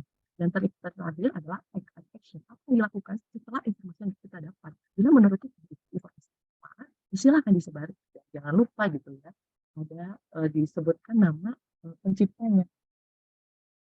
Disebutkan nama penciptanya, disebutkan nama ininya ya. Dan bila informasi itu tidak bila informasi itu tidak bermanfaat, silahkan untuk tidak diabaikan atau tidak disebarkan. Baik, suara saya terdengar dengan jelas? Kurang jelas, Mbak Teh. Anissa? Kurang. Mungkin sekarang- lebih suaranya lebih ini aja, lebih dikencengin aja, Teh. Oh gitu. Sekarang sudah jelas? Nah, segini, Teh. Oke. Mungkin ya, bisa dilihat saja ya, PowerPoint yang telah saya yang saya tampilkan ya. Dan terakhir ya, media literasi itu dibangun dari 3 bentuk: persona locus, struktur pengetahuan, dan skill. Persona locus itu mengacu pada persepsi individu tentang di mana kendali dan tanggung jawab berada dalam keadaan hidup mereka. Ini mempengaruhi pendekatan individu terhadap tantangan, tata cara mengatasi kegagalan, dan pengambilan keputusan. Persona locus seseorang yang tinggi itu orang itu akan bersifat lebih kritis dibandingkan seseorang yang memiliki persona locus yang rendah. Dan kedua adalah struktur pengetahuan. Struktur pengetahuan merupakan seperangkat informasi yang terorganisasi. Struktur pengetahuan mengacu pada cara informasi itu disimpan, diorganisir, dan dihubungkan dalam pikiran seseorang. Jadi, struktur pengetahuan juga dapat mempengaruhi persepsi, pemahaman, dan interpretasi seseorang terhadap informasi baru. Dan struktur pengetahuan itu tergantung pada pengalaman, lalu pada pendidikan, pada budaya dan minat seseorang tersebut. Dan terakhir ada skill atau alat yang digunakan untuk meningkatkan kemampuan literasi media kita. Skill adalah kemampuan atau keahlian khusus yang dimiliki seseorang dalam melaksanakan tugas, aktivitas, atau pekerjaan tertentu. Skill melibatkan pemahaman, pengetahuan, dan kemampuan praktis yang memungkinkan seseorang untuk melakukan sesuatu tindakan dengan efektif dan efisien. Oke. Nah, jadi literasi media itu berhubungan dengan bagaimana kita mengambil kontrol atas media. Ada tagline yang menarik ya, yang mungkin menjadi kita punya pegangan di netizen nih sebelum kita menginformasikan atau menyerap suatu informasi dari media sosial. Kesadaran. Jadi intinya literasi media itu adalah kesadaran kritis menjadi kata kunci agar khalayak berdaya di hadapan media, bukan media yang memperdayai khalayak. Oke? Sekian, terima kasih. Itu materi singkat dari saya. Semoga bermanfaat. Saya lempar lagi kepada Ibu moderator saya, Mbak Anissa Nurfadila, untuk melanjutkan kepada para pemateri selanjutnya. Terima kasih. Wassalamualaikum warahmatullahi wabarakatuh. Oke, waalaikumsalam warahmatullahi wabarakatuh. Terima kasih banyak ya Anin, sudah menyampaikan materi yang sangat luar biasa ya. Mungkin untuk memanfaatkan waktu, kita langsung lanjut ke pemateri selanjutnya, yaitu ada Teh Anissa Gusri Dina Arif SIKOM. Halo Teh Anissa, sudah siap? Halo Teh Anissa juga, kita kembar ya namanya. Oke, Teh, kita mulai. Mungkin saya ingin membacakan terlebih dahulu ya, karena tak kenal maka tak aruf, tak sayang gitu ya. Oke, Teh Anissa ini merupakan sosial media spesialis dan juga content creator di salah satu lokal brand. Mungkin begitu aja Teh ya, biar bisa langsung untuk share materi dengan teman-teman di sini. Mangga saya persilahkan. Baik, terima kasih banyak Teh Anissa. Assalamualaikum warahmatullahi wabarakatuh. Sebelumnya terima kasih banyak kepada Profesor Dr. Ati Rahmiati, daerah MSI selaku Dekan Fakultas Ilmu Komunikasi Universitas Islam Bandung, lalu juga kepada Dr. Dede Lilis, SOS MSI selaku dosen pengampu mata kuliah ini, dan juga teman-teman yang sudah berkenan hadir hari ini dan menyempatkan waktunya ya. Seperti kata pepatah ya teman-teman, tak kenal maka tak aruf. Jadi sebelum mulai sharing, izinkanlah saya terlebih dahulu untuk memperkenalkan diri saya. Nama saya Anissa Gusri Dina, dan pada kesempatan hari ini, insya Allah saya akan sharing sedikit terkait apa aja sih gitu efek dari literasi media. Nah, insya Allah materinya nggak akan terlalu banyak ya teman-teman, jadi cukup ringan juga. Jadi mudah-mudahan bisa untuk dipahami sama teman-teman dan diaplikasikan di kemudian hari ya. Tanpa berlama-lama, saya akan langsung mulai saja ke materinya untuk efek positif dari literasi media. Pertama ada peningkatan pengetahuan. Nah, literasi media dapat membantu meningkatkan pengetahuan seseorang mengenai berbagai topik. Nah, maksudnya apa sih gitu? Artinya, ketika kita mencari apa yang ingin kita ketahui, media akan dengan mudah membantu kita. Nah, contoh nyatanya seperti apa? Yang paling dasar, yang paling gampang aja, Google. Nah, siapa sih di sini teman-teman yang nggak tahu Google? Pasti teman-teman tahu kan, teman-teman pasti pakai juga gitu, terutama mungkin untuk teman-teman mahasiswa yang lagi menonton ya gitu. Teman-teman kan pasti pakai Google untuk mencari bahan referensi teman-teman, misalkan teman-teman lagi ngerjain tugas UAS nih, kebetulan sekarang lagi musim UAS gitu kan. Terus juga teman-teman yang skripsi, teman-teman yang tesis, pasti kan membutuhkan referensi dari Google. Nah, selain itu Google juga banyak memberikan informasi ringan. Lalu juga informasi-informasi yang mudah untuk teman-teman dapatkan. Karena sekali search itu langsung keluar gitu semua yang kita butuhkan.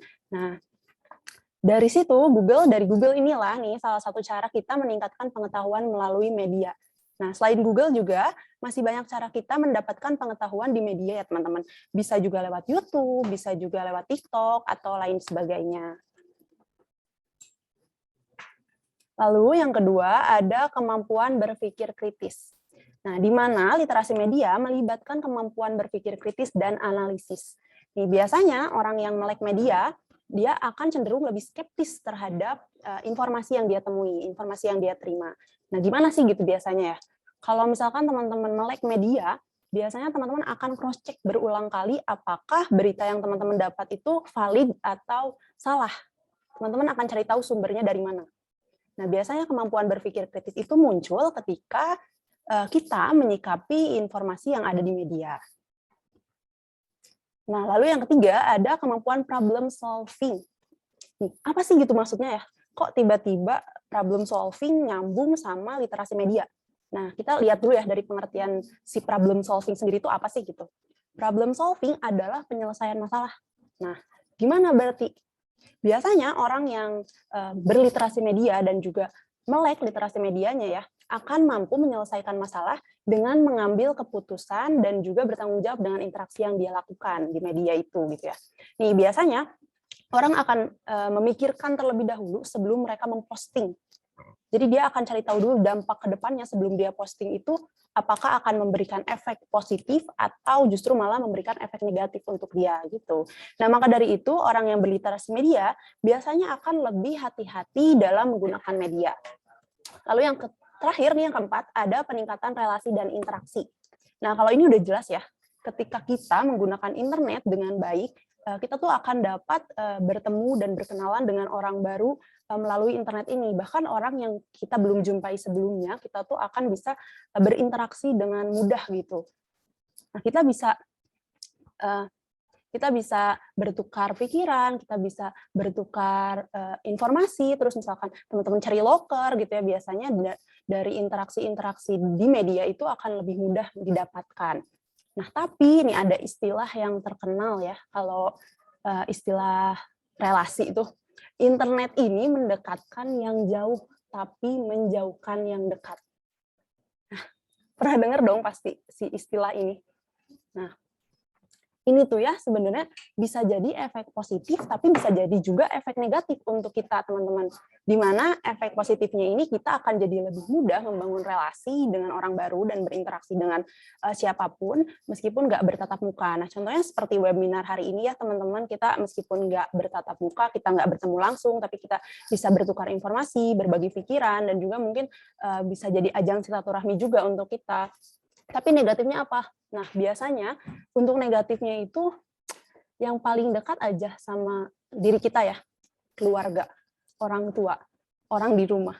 Rata-rata kalau misalkan teman-teman serumah gitu ya, teman-teman tuh biasanya sama orang rumah tuh nggak berinteraksi dengan baik. Jadi kita main handphone masing-masing, kita ngobrol sama orang yang jauh, tapi orang di sekitar kita malah kita lupain. Nah, jadi kembali lagi ya ke kita, kalau untuk itu bagaimana kita akan menyikapi penggunaan media tersebut. Nah, lalu ada efek negatif kurangnya literasi media. Yang pertama ada maraknya penyebaran hoax. Nih, dengan minimnya literasi media, kita akan lebih mudah terpapar berita hoax tersebut. Nah, contoh paling mudah dan paling sering terjadi itu adalah broadcast WhatsApp. Nih, biasanya kebanyakan broadcast WhatsApp itu adalah berita hoax, teman-teman. Dan kalau kita kurang dalam berliterasi media, maka pasti kita akan termakan dengan berita bohong tersebut. Nah, ciri-ciri dari berita hoax itu sebenarnya seperti apa sih? Yang pertama, biasanya itu sumbernya nggak jelas, nggak tercantum siapa dan samar. Yang kedua, itu judul yang provokatif tapi tidak sesuai dengan isi. Nah, itu biasanya dia akan menyerang satu pihak untuk membuat judul yang clickbait gitu ya. Judul yang menarik perhatian orang, pengen diklik gitu. Tapi ternyata isinya berbeda. Nah, itu patut kita curigai apakah berita tersebut hoax atau bukan. Lalu yang ketiga, ini seringkali meminta untuk di-share dan diviralkan. Nah, di-share dan diviralkan itu biasanya broadcast WA banget nggak sih? Di tulisan bawahnya tuh suka ada tulisan kayak mohon sebarkan kembali ke 5 grup teman-teman. Nah, itu patut banget dicurigai apakah itu benar-benar berita benar atau bohong gitu ya. Nah, jadi jika literasi media kita minim, maka kita akan percaya gitu dengan berita-berita tersebut. Lalu yang kedua ada penipuan daring. Nah, biasanya ini terjadi melalui pesan yang dikirimkan oleh nomor yang tidak kita ketahui gitu. Biasanya penipu akan meminta kita mentransfer sejumlah uang yang besar dengan kasus yang membuat kita panik. Nih, contohnya tuh misalkan kayak kasus anak jatuh dan dilarikan ke rumah sakit, atau anggota keluarga yang terkena razia dan kita harus tebus denda kendaraan. Lalu bisa juga kasus pinjol. Nah, penipu akan lebih mudah menipu orang-orang yang minim literasi medianya karena biasanya mereka akan panik jika melihat pesan dengan narasi yang dilebih-lebihkan. Ini padahal ya, kalau misalkan kita kaitkan sama tadi efek positif aja, ini tuh sebenarnya bisa banget dihindari kalau misalkan kita punya kemampuan kritis. Kita bisa meng-cross-check kembali apakah berita tersebut valid atau tidak. Lalu yang ketiga, itu adalah perundungan cyber dan ujaran kebencian. Nah, kalau ini yang paling sering sih, yang paling nggak kerasa. Biasanya terjadi di sosial media, dan rata-rata perundung atau pemberi ujaran kebencian itu tidak menyadari, bahkan mungkin kita sendiri pun pernah ya melakukan itu. Contoh kecil aja, misalkan gibah. Gibah di sosial media, nih biasanya kita nggak sadari. Membicarakan keburukan orang, terus menggunakan kata-kata yang kurang baik, itu sering sekali terjadi. Contoh aja, misal sekarang lagi musim banget kasus perceraian artis, atau misal selingkuh, artis yang selingkuh. Nih, rata-rata orang pengen ikut campur gitu dengan urusan si artis ini. Padahal sebenarnya kita nggak kenal dengan dia. Kita nggak tahu dia siapa. Saudara kita bukan, keluarga kita bukan, tapi kita tuh pengen aja gitu ngehujat dia. Nah, nggak sedikit dari gibah dan kasih kata-kata yang kasar, itu tuh buat secara gamblang gitu kita ungkapkan di sosial media. Terus juga bahkan nih, kita tuh sering kayak memperlihatkan aib-aib masa lalu dari artis tersebut. Kita korek-korek lagi aib mereka, dan di sini nih privasi mulai nggak kelihatan bentuknya. Kenapa? Karena hal-hal yang harusnya ditutupi jadi kelihatan dan terus dibongkar sama netizen. Padahal sudah amat sangat jelas nih bahwa Islam tidak memperbolehkan hal tersebut. Dan sudah juga diperjelas oleh Fatwa MUI nomor 24 tahun 2017 yang menyatakan bahwa setiap muslim yang bermuamalah melalui media sosial diharamkan melakukan ghibah, fitnah, namimah, dan menyebarkan permusuhan, melakukan bullying, ujaran kebencian, dan permusuhan atas dasar suku, agama, ras, atau antar golongan, menyebarkan hoaks, pornografi, kemaksiatan, dan segala hal yang terlarang secara syar'i. Nah, berarti kita sebagai pengguna media sosial nih gitu, pengguna internet harus mampu menggunakan media dengan sebaik-baiknya dan mengikuti aturan fatwa yang berlaku di masyarakat tersebut. Nah, untuk lebih mudahnya agar kita lebih bisa memberikan sesuatu di internet tidak yang aneh-aneh gitu ya. Nah, saya akan memberikan sedikit tips untuk berliterasi media. Pertama, konfirmasi cek kebenaran informasi yang diterima dari berbagai sudut pandang. Lalu yang kedua, direnungkan dampaknya sebelum menyebarkan informasi. Apakah itu bermanfaat atau malah justru menimbulkan fitnah? Apakah itu positif atau justru malah negatif? Lalu yang ketiga, sebarkan apabila informasi itu bermanfaat. Dan jangan lupa mencantumkan sumber informasi, karena takutnya kita kena copyright ya kalau misalkan tidak mencantumkan sumber informasi. Lalu yang keempat, abaikan apabila informasi itu mengandung berita bohong dan fitnah, apalagi menyinggung SARA. Maka dari itu penting untuk kita berliterasi media, karena literasi media memainkan peran penting dalam mencerminkan budaya dan masyarakat. Dengan literasi media, individu dapat mengenali dan menghargai keragaman budaya, memahami perspektif yang berbeda, dan menghormati nilai-nilai sosial yang beragam. Literasi media membantu membangun pemahaman yang lebih luas tentang dunia di sekitar kita. Nah, oleh karenanya, mari kita meningkatkan kemampuan literasi media kita dan sebarkan gerakan berliterasi media kepada orang lain. Sekian yang dapat saya sampaikan pada kesempatan kali ini. Mohon maaf bila ada salah-salah kata. Wabillahi taufiq wal hidayah. Wassalamualaikum warahmatullahi wabarakatuh. Saya kembalikan lagi kepada moderator. Waalaikumsalam warahmatullahi wabarakatuh. Terima kasih Teh Anissa telah menyampaikan materi yang luar biasa nih, bermanfaat tentang ada juga efek negatif dan positif bermedia, tentang literasi media juga, ada tips-tipsnya juga. Mungkin sekarang kita akan masuk ke pemateri yang terakhir, yaitu ada Teh Rosidah Afifah Nurzana FIKOM. Teh Rosidah sudah siap, Teh? Udah siap-siap insya Allah. Oke, tapi sebelum itu, teman-teman, Teh Rosidah ini merupakan mahasiswa terbaik lulusan Universitas Garut loh, dengan IPK sempurna, yaitu IPK 4,0. Oke, langsung aja ya Teh ya. Saya persilakan untuk Teh Rosidah untuk menyampaikan materi pada hari ini. Oke, makasih Teh Anissa. Assalamualaikum warahmatullahi wabarakatuh. Selamat pagi teman-teman semua. Jadi, alhamdulillah ya saya berkesempatan untuk bertemu dengan teman-teman semua. Mudah-mudahan teman-teman semua dalam keadaan sehat. Kita langsung saja karena tadi rekan-rekan saya sebelumnya dan Prof. Endang juga sudah bahas tentang bagaimana perubahan masyarakat dan budaya yang terjadi, terus bagaimana secara teori harusnya literasi digital digunakan, literasi digital plus minus dan sebagainya. Saat ini bagian saya memaparkan kepada teman-teman bagaimana realitasnya yang terjadi. Saya akan memberikan bukti bahwa memang literasi digital itu penting, bahwa memang benar-benar terjadi perubahan dan budaya, perubahan masyarakat dan budaya yang disebabkan oleh media, yang seringkali tidak kita sadari. Yang pertama, saya ingin teman-teman semua kalau misalnya ada yang bisa on mic nanti boleh on mic ya, karena kalau saya sifatnya diskusi mungkin ya, karena ini tentang realitas. Yang pertama, teman-teman masih ingat gak ini? Nah, tahu nggak ini? Teh Anissa tahu nggak? Ada yang tahu nggak? Kalau misalnya ini belum keluar. Yang lebih jelas, ya. Tahu ini apa? Ya, tulisan seseorang ya, betul. Tepatnya ini tulisan, ya, betul. Ini tulisannya Emril. Tulisannya Emril yang pada saat hampir 1 tahun lalu ya, atau mungkin lebih, kejadian ini sempat menggemparkan seluruh dunia, bahkan bukan cuma di Indonesia. Di negara-negara lain juga berita lain, orang lain juga memberikan empati, memberikan doa dan sebagainya. Teman-teman, yang tidak kita sadari perubahan yang disebabkan dan memang terjadi, yang pertama adalah terkait dengan empati. Luar biasa empati kita terhadap seseorang yang meninggal, padahal dulu tidak seluar biasa ini.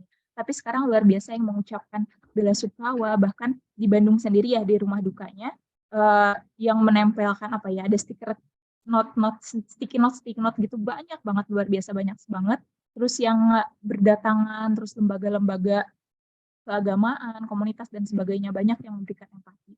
Yang kedua adalah tentang pujian. Nah, di kita sekarang, netizen kita saat ini lebih mudah untuk memberikan pujian kepada seseorang. Ataupun kebalikan dari pujian, nanti ada di kasus selanjutnya. Kalau di Eril ini kan kita luar biasa ya, memberikan dukungan, memberikan nilai-nilai positif, karena memang media mengarah kita melihat itu. Karena memang media terlepas dari apakah benar atau tidak ya, tapi media mengarahkan kita untuk melihat yang diperlihatkannya hal-hal yang luar biasa baik. Kita lebih banyak istilah kayak goalsnya cowok Eril bla bla bla, impian kita ingin punya pasangan Eril bla bla, banyak yang kayak gitu. Padahal yang tidak kita sadari, kita nggak tahu juga ya sebetulnya beliau seperti apa, aktivitas benar-benar asli di rumahnya, karakter dan sebagainya nggak tahu kan gitu. Tapi dengan diarahkan oleh media ini, kita bisa memberikan pujian yang luar biasa kepada seseorang yang bahkan tidak kenal sebenarnya. Selanjutnya, nah Kenal gak ini siapa? Ada yang kenal nggak? Ada ya, saya yakin ada ya. Iya betul. David Mario, David ya. David. Nah, ini David. Kalau misalnya teman-teman ingat, apalagi foto yang satu ini. Nah, pada saat beliau sedang sakit luar biasa. Siapa yang membuat kejadian ini terjadi? Ya, video ini pasti kalau teman-teman yang pernah lihat video ini ya, dan saya juga pernah lihat video ini, luar biasa biadab ya, maaf menurut saya. Karena memang perilakunya tidak manusiawi gitu ya, penyiksaannya memang. Lagian tidak ada ya kejahatan yang manusiawi gitu. Cuman ini luar biasa gitu kejahatannya gitu. Lalu dia bisa tersenyum dengan tampannya pada saat dia menjadi pelaku, dia masih bisa tersenyum dengan sangat baik, dengan sangat tampan. Saja yang terjadi kasus ini perubahan di antara kemarin malam pertama adalah ada yang masuk ini mas. Ya, bagaimana kita lebih reaktif saat ini terhadap berita. Kalau misalnya ada berita apa, kita langsung, kan waktu kejadian David Mario juga kan kita langsung ya, pertama langsung nyari videonya, banyak yang penasaran dan sebagainya, cari di Twitter, cari tele dan sebagainya. Terus kita langsung komen-komen banyak banget sampai dia luar biasa ya, maksudnya di TikTok yang tidak kita ikuti tentang David aja keluar gitu berita-berita tentang David dan Mario ini. Yang kedua tentang kejahatan. Zaman dulu kejahatan ini ditutupi ya, satu hal yang menjadi hal yang malu gitu. Sekarang malah si Mario ini dengan bangganya dia memvideokan dan ingin memperlihatkan kepada teman-temannya. Ini budaya yang berubah gitu dari zaman dulu gitu. Yang ketiga tentang kepercayaan diri. Kepercayaan diri ini bisa dilihat dari sisi positif dan negatif. Media bisa memberikan kita kepercayaan diri menjadi lebih baik, dan media juga bisa memberikan kita kepercayaan diri yang terlalu melebihi batas. Seperti yang terjadi pada Mario ini. Lihatlah dia dengan senyumnya ya, ini sangat kita bisa melihat ya dia dengan senyumnya. Terus kemarin juga saat ini kan kemarin sidang ya, kemarin atau beberapa hari lalu saya lupa sidang, beliau juga pada saat memberikan keterangan senyum dan sebagainya, mereka tidak bersalah. Saya tidak bisa berkata-kata ya, cuman ini kenyataan yang terjadi. Yang selanjutnya tentang kepedulian. Nah, bagaimana perubahan kita saat ini karena media lebih peduli kepada seseorang yang padahal tidak kita kenal. Yang padahal tidak kita tahu David itu siapa, keluarganya siapa, David seperti apa, apakah David beneran baik dan enggak, kita nggak tahu kan. Kita bisa memberikan kepedulian yang luar biasa. Yang selanjutnya tindakan terbukti dari banyak sekali kelompok masyarakat yang melakukan pengajian dan sebagainya. Yang selanjutnya teman-teman ingat nggak? Nah, ini siapa ini? Ada yang tahu? Boleh on mic? Ya, ini istrinya Boy William ya. Betul, ini adalah kasus tentang prank cerai ya, atau prank KDRT, betul. Tentang beliau melakukan prank KDRT dan melaporkan ke kantor polisi dengan berbagai drama dan sebagainya. Tentang prank ini masih ada yang lain, ada prank Lucinta Luna sampai nangis, ada Nagita nangis, prank Raffi Ahmad ditangkap polisi, prank Atta ditangkap polisi, mamanya nangis. Wah, prank-prank ini luar biasa ya. Dari prank ini perubahan apa sih yang terjadi? Yang pertama adalah terkait dengan kebohongan. Teman-teman sadar nggak, dulu kebohongan itu adalah hal yang kita tutupi kan, kita tuh berbohong karena kita tutupi, makanya jadi bohong gitu. Kita tidak mengungkapkan faktanya gitu. Terus dari kebohongan itu pasti kita malu gitu, pasti kita merasa bahwa memang ya itu nggak perlu dibilang-bilang ke yang lain karena itu kesalahan kita gitu kan. Kita tuh menyadari kok bahwa kita melakukan kebohongan. Tapi saat ini kebohongan tersebut menjadi sebuah lelucon karena disadari atau tidak prank yang tadi itu kan kebohongan ya, kebohongan kepada lawannya di dalam konten tersebut gitu, itu dijadikan lelucon. Terus lelucon tersebut malah dinikmati gitu oleh banyak orang, banyak yang nontonnya, banyak dinikmati, dan bahkan ini dijadikan sebuah karya gitu ya, dan bahkan dijadikan sebuah kebanggaan. Nah, teman-teman pernah lihat nggak ini video yang ini, terus ini Twitter please do your magic, terus ini TikTok please your magic, perkenalkan aku padanya, CL. Apa saja sih makna yang bisa kita ambil ya perubahan nyata dari video tersebut? Yang pertama adalah tentang pengungkapan perasaan. Sekarang tuh pengungkapan perasaan luar biasa mudah, lewat media, lebih mudah lah. Dulu kan harus bikin puisi lah, apa biasanya ya, lebih ribet gitu. Sekarang pengungkapan perasaan lebih mudah. Yang kedua tentang rasa malu. Dulu kan kalau ngungkapin perasaan tuh ada malu-malu, kayak sembunyi-sembunyi, bahkan bilangnya ke teman gitu. Kalau sekarang enggak. Bahkan orang yang baru dikenal hitungan menit, yang bahkan dia nggak tahu namanya ya, kayak video tadi cuma ngelihat fisiknya gitu, langsung aduh aku suka nih sama dia, langsung kayak gitu kan ya, perempuan-perempuan yang tadi. Nah, rasa malu ini harus dipertanyakan gitu, berubah ya. Saya tidak bicara tentang baik dan benar ya, atau baik buruk, benar salah gitu. tapi bicara tentang perubahan gitu, perubahan yang memang terjadinya. Yang ketiga tentang gender. Dulu kan perempuan tuh minoritas gitu, kayak pengungkapan cinta tuh cowok gitu, sekarang perempuan. Terus hal baru tadi, rasa malu tadi menjadi hal baru. Nah, terus ini ada Lampung ya, siapa namanya? Ya, ini yang dari Lampung ya, tentang berita. Banyak, ya, betul. Bima Lampung. Banyak berita-berita tentang Bima. Nah, ini salah satu bentuk contoh positif ya. Dia bisa memberikan perubahan, bahkan berkaitan dengan politik. Nah, terus teman-teman ingat gak nih? Nah, ini siapa? Sabira Lala ya, tahu nggak? Tahu ya. Terus ini Farel Prayoga, pasti tahu juga ya teman-teman. Ini tahu nggak? Ada yang tahu? Babayo. Tahu mungkin pada nggak di Babayo. pada di mute mungkin ya, tapi tahu ya teman-teman. Ya benar, Babayo. Ini siapa? Tahu? Alif, Dilan. Ya benar. Alif Cepmek. Lanjut, ini tahu? JJ, terus ini Intan Lembata. Nah, ini terakhir. Ada Bunda Korla. Pasti teman-teman semua tahu ya orang-orang tersebut.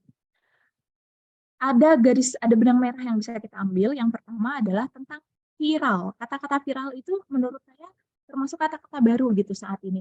Luar biasa mudah gitu untuk orang menjadi viral, menjadi terkenal.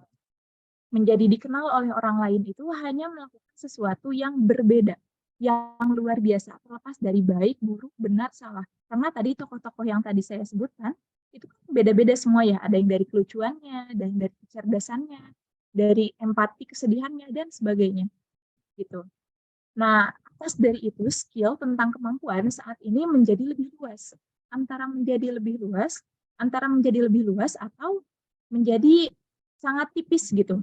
Maksudnya kayak dulu kan skill tuh harus bisa apa gitu kan. Kalau sekarang skill bikin konten, bahkan ngebohong aja tadi prank, itu kan jadi skill ya, jadi kemampuan gitu bikin konten. Tentang baik dan buruk ini menjadi sangat tipis. Kita sulit membedakan ini tuh benar salah nggak sih, tapi kita bisa menikmati itu gitu.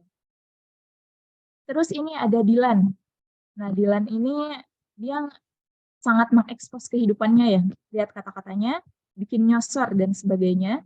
Privasi ke Dilan 0% katanya. Wah, ini juga. Ini di video yang lainnya banyak yang lebih ini. Tentang privasi, yang pertama adalah kehidupan pribadi saat ini di media menjadi lebih terbuka. Padahal kan dulu tentang hubungan suami istri, maksudnya dalam artian komunikasi suami istri, ada masalah, ada apa, jarang ya dipublish. Kalau sekarang ada rumah tangga orang aja kali masalah apa tuh langsung tahu gitu, se-Indonesia ikut komennya. Imajinasi tentang kata-kata, kayak tadi misalnya apa yang kata-kata yang bisa memiliki arti ganda, itu bisa menimbulkan imajinasi gitu buat pembacanya gitu. Nah, ini yang tadi saya baca, yang tadi saya sebutkan. Nah, ini komentar-komentar kepada akun Dede yang kayak dia apa ya, memberikan empati ke Dede gitu, memberikan kayak ke Lesti Kejora ini, nggak usah lah, intinya nggak usah tunjuk gitu. Nah, jangan bla bla bla gitu. Di satu sisi ada kalimat gini, nggak tega jadi kasihan, tapi ini diberikan kepada siapa teman-teman? Kepada suaminya ketika melihat video ini. Berbeda lagi. Apa nih perubahan yang terjadi? Yang pertama adalah kita masuk ke dalam ranah privasi seseorang. Dengan mudah kita berkomentar, jangan diceraikan misalnya, rujuk aja, padahal kita tidak tahu ya keadaan nyatanya rumah tangganya seperti apa gitu. Tentang perubahan sosial juga, karena tadi tentang apa ya, yang biasanya ngegosip nih tadi, ini kan temanya netizen versus privacy ya, yang biasanya ngegosip itu dulu sembunyi-sembunyi ya ngegosip tuh, sekarang terang-terangan di komentar bilang apalah gitu. Iya emang Bilar jahat bla atau iya emang Lesti bla, itu kan sama aja ya gibah. Merasa paling tahu gitu. Yang terakhir adalah ngejudge, kita dengan mudah menentukan bahwa Bilar jahat, Lesti bodoh misalnya dan sebagainya hanya dari beberapa tayangan gitu. Padahal dia hidup itu sudah berapa tahun gitu yang kita tidak tahu. Yang terakhir adalah Rebecca. Nah, ini kasus yang viral kemarin ya. Teman-teman tahu lah ya, ini adalah menurut saya yang bisa saya jadikan pelajaran dari kasus ini adalah tentang jejak digital. Jadi gimana teman-teman sekarang harus aware banget ya sama penggunaan digital. Ini perubahan yang terjadi. Dulu tuh media tuh kayak udahlah buat nyimpen kita aja kan ya. Kita foto video tuh buat nyimpen kita. Sekarang enggak teman-teman. Tentang foto video yang ada di HP, kalau HP-nya hilang bisa dengan mudah video itu tersebar. menjadi dikenal oleh seluruh Indonesia atau dunia bahkan. Mungkin hanya itu yang bisa saya sharekan kepada teman-teman. Mudah-mudahan ada manfaat yang bisa diambil. Saya kembalikan kepada moderator Teh Anissa, silakan. Terima kasih. Assalamualaikum warahmatullahi wabarakatuh. Waalaikumsalam warahmatullahi wabarakatuh. Terima kasih Teh Afifah telah menyampaikan materi yang luar biasa, sangat relate ya dengan kehidupan kita, karena itu beberapa kasusnya banyak yang lagi viral ya Teh ya. Dari tahun 2022 sampai sekarang tahun 2023 itu banyak sekali momen-momen epic moment mungkin kata anak zaman sekarang mah ya. Karena banyak sekali kejadian-kejadian yang di luar nalar juga. Mungkin sebelum saya tutup webinar hari ini, saya ingin membuka sesi tanya jawab. Mungkin dari sini ada dari peserta di sini yang ingin bertanya kepada para narasumber. Kami hanya membuka satu pertanyaan saja karena waktu sudah hampir menunjukkan pukul 11. Jadi bagi peserta yang ingin bertanya, boleh langsung saja raise hand atau di kolom chat juga nanti saya akan baca. Silakan kepada para peserta yang ingin bertanya kepada narasumber kami. Saya persilahkan.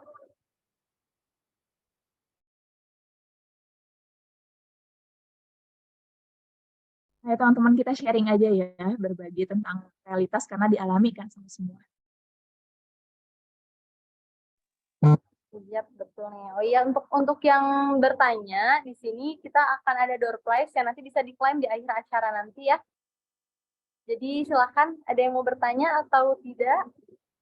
Apa tuh door prize-nya? Oke, sebentar ya, ada di kolom chat saya bacakan terlebih dahulu.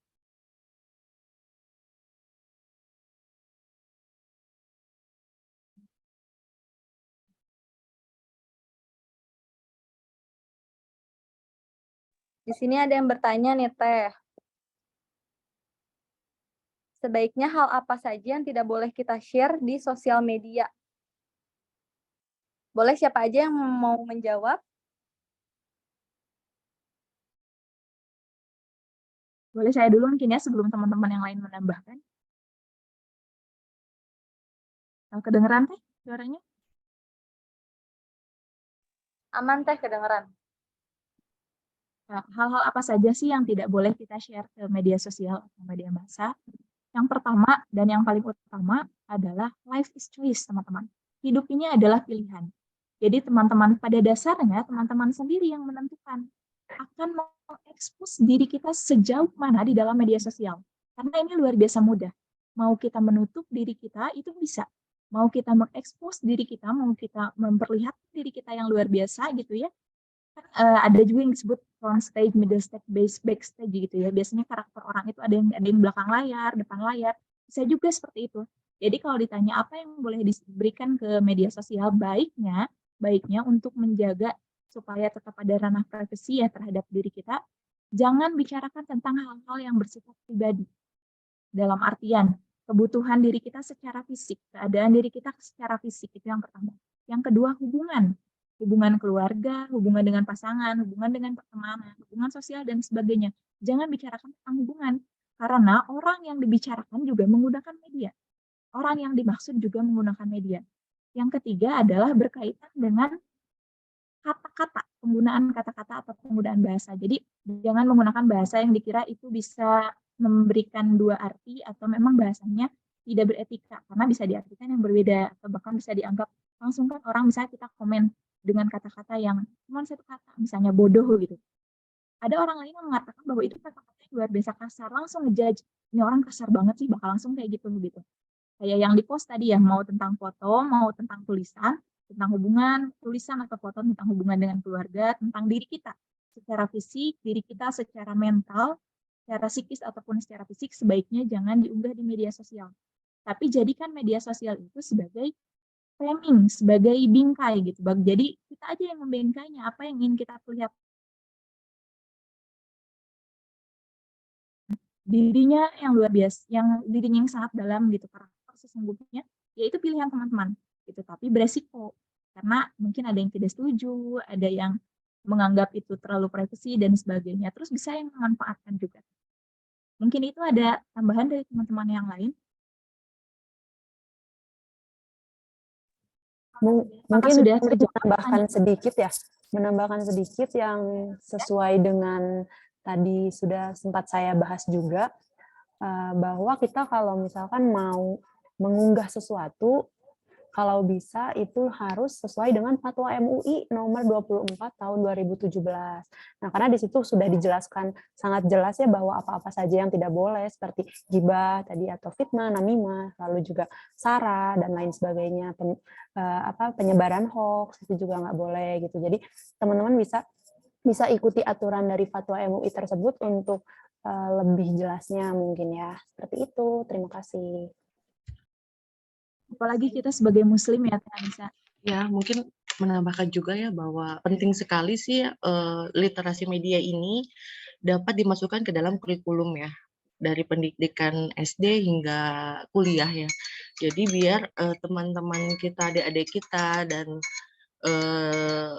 netizen atau halayak itu bisa mengerti bahwa literasi media ini penting agar bisa memfilter informasi-informasi yang didapatkan sejak di bangku pendidikan. Mungkin seperti itu ya. Sepakat kan pemateri-pemateri? Sepakat, betul. Mungkin ada yang mau bertanya lagi pada para peserta webinar? Mungkin kita kasih kesempatan satu pertanyaan lagi ya. Karena Ada door yang prize-nya masih ada ya Teh. Ada yang raise hand?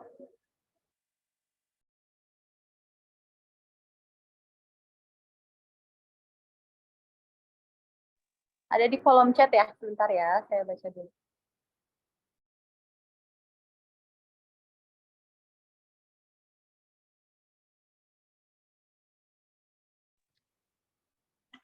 Baik, ini dari Boleh langsung dijawab aja. Kang Adam ya, Kang Adam Ari Prabani. Dengan berbagai krisis etika dalam media digital yang terjadi, apa perlu etika dalam literasi digital perlu dimasukkan ke dalam kurikulum pendidikan? Sangat perlu ya gitu ya, karena ini adalah hal yang penting ya, karena saya tadi materi saya paparkan bahwa kita ini mengkonsumsi media untuk masyarakat dewasa bagi kita ya, itu sampai 40% sehari dalam kehidupan kita gitu ya. Jadi pendidikan literasi media itu perlu diperkenalkan, malah mungkin dari usia anak dasar dari SD. Dan saat ini mungkin ya para insan komunikasi, para mahasiswa juga ada mata kuliah khusus tentang literasi media. Dibandingkan dulu saya waktu kuliah S1 tahun 2005 itu belum ada mata kuliah tentang literasi media dikarenakan gempuran informasi dan efek dari media massa atau sosial itu tidak tidak simultan sekarang gitu, tidak sebesar sekarang gitu efeknya. Terima kasih Kang Adam atas pertanyaan. Mungkin ada pemateri lain yang ingin menambahkan? Kalau saya sih setuju ya sama yang disampaikan sama Teh Anin. Betul, itu menjadi hal yang penting di pendidikan. Karena tadi beliau juga bahas, maksudnya ranah media ini kan sangat meliputi berbagai aspek dalam kehidupan pendidikan, ekonomi, agama, dan sebagainya. Jadi memang untuk diberikan didikan yang benar gitu, diberikan arahan gitu supaya nanti tidak terjadi hal-hal yang tidak diharapkan gitu, supaya terarah gitu dalam menggunakan medianya. Jadi etika dalam berliterasi itu perlu gitu untuk disampaikan gitu mungkin. Ya mungkin seminar-seminar seperti ini perlu kita terus galakan, adakan ya, biar juga lokus fakultas kita dengan struktur pengetahuan kita sebagai halayak juga meningkat juga ya. Jadi mudah-mudahan para halayak dan para mahasiswa dan masyarakat umum bisa seringlah mengadakan webinar seperti ini. Ya, mudah-mudahan ya teman-teman. Oke, sudah cukup teman-teman semuanya? Mungkin saya rasa sudah cukup ya, karena waktu juga sudah menunjukkan pukul 11 kurang. Untuk yang Jumatan, takutnya nggak keburu gitu ya. Tadi saya baca ada dari Teh Syifa dan juga tadi Kang Adam Arik ya. Nanti bisa menghubungi narasumber kami yang tertera di flyer untuk mendapatkan door prize dari kami ya. Oke, sebelum saya melanjutkan diserahkan kepada MC, saya Izinkan saya untuk membacakan terlebih dahulu kesimpulan dari webinar yang dilaksanakan pada hari ini. Media sosial bisa sebagai ensiklopedi. Namun, netizen harus cerdas dan cermat dalam mencari dan menyebarkan informasi tersebut. Media sosial juga bisa berpengaruh pada budaya masyarakat saat ini dengan tidak adanya privasi dari public figure maupun masyarakat pada umumnya. Ada tips juga untuk literasi media, yaitu yang pertama, cek kebenaran dari sudut pandang, lalu direnungkan sebabnya, ada sebab negatif atau positifnya, lalu sebarkan apabila informasi tersebut bermanfaat, dan abaikan informasi berita bohong. Selanjutnya tadi yang menegaskan yang terakhir, pendidikan literasi media harus masuk ke dalam kurikulum untuk mencegah adanya efek negatif dari media massa ataupun media sosial. Baik, mungkin dari saya cukup sekian, Teh Nadita. Saya serahkan kembali kepada Teh Nadita. Terima kasih, teman-teman. Baik, terima kasih Teh Anissa telah memandu jalannya webinar ini. Sekali lagi terima kasih saya ucapkan kepada seluruh pemateri, khususnya kepada Profesor Dr. Endang Caturwati, SSTMS, dan seluruh pemateri yang luar biasa sekali ya pada hari ini. Selanjutnya kami juga ingin berterima kasih kepada seluruh peserta yang telah aktif berpartisipasi dalam acara ini. Dan kami juga berharap dengan adanya webinar hari ini dapat memberikan manfaat serta informasi yang berguna bagi kita semua. Dan semoga apa yang telah kita pelajari dan diskusikan hari ini dapat diterapkan dalam kehidupan sehari-hari. Dan mari kita tutup acara webinar hari ini dengan mengucapkan hamdalah bersama-sama. Alhamdulillah. Dan untuk seluruh peserta diharapkan untuk mengisi daftar hadir yang sudah ada di kolom chat ya untuk mendapatkan sertifikat webinar hari ini. Dan selain itu untuk rekan-rekan yang tadi bertanya ya Kang Adam dan Teh Syifa boleh menghubungi kontak person yang sudah tertera ada di flyer untuk mendapatkan door prize ya. Terima kasih sekali lagi saya ucapkan dan salam hangat serta salam sejahtera untuk semuanya. Wassalamualaikum warahmatullahi wabarakatuh. Waalaikumsalam warahmatullahi wabarakatuh. Terima kasih. Waalaikumsalam. Terima kasih. Sama-sama semuanya. Terima kasih ilmunya. Terima kasih Kang Fajar. Jangan lupa buat isi daftar hadirnya ya. Ya, kita tunggu sebelum kita leave meeting, kita tunggu dulu selama 5 menit ya, Teh ya.